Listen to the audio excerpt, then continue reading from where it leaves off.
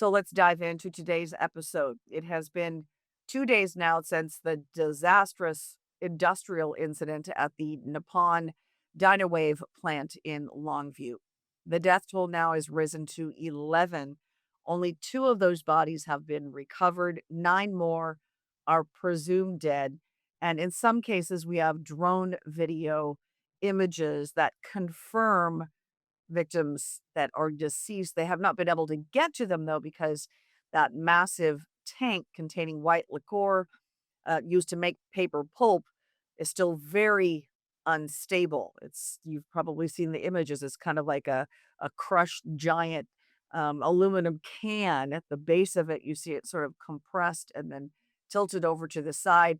And you still have, I heard today, the latest estimate is about 25,000 gallons of that liquid still remaining in there.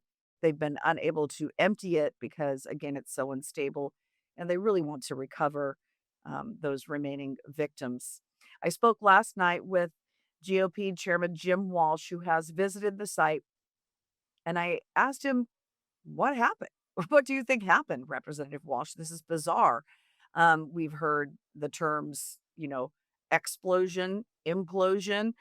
Did it somehow just tip over, or was something else involved? I asked him about that, and here's what he told me.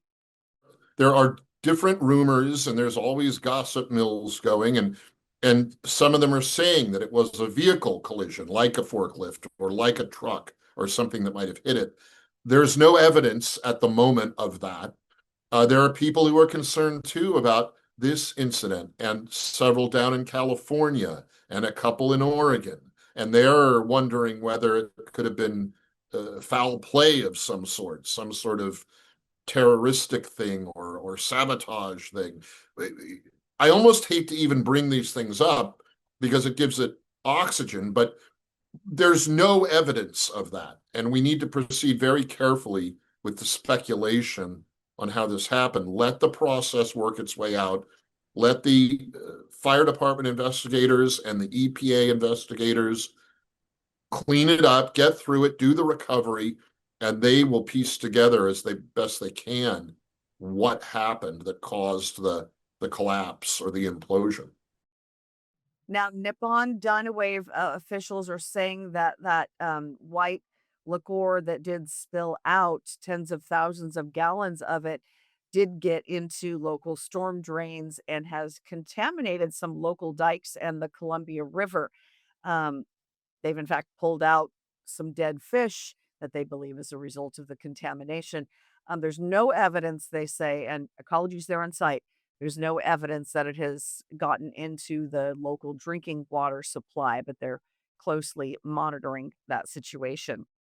It is a small community, and Representative Walsh echoed what Senator Jeff Wilson had told me earlier this week, in that, everybody knows somebody who works at that facility. And with 11 lives lost, nine more people injured in this disaster, the impact on this community is going to be long lasting. So, as soon as we learn more, we'll share it. I'm sure we'll have an update in tomorrow's episode. You can also check out our Center Square Washington page for updates.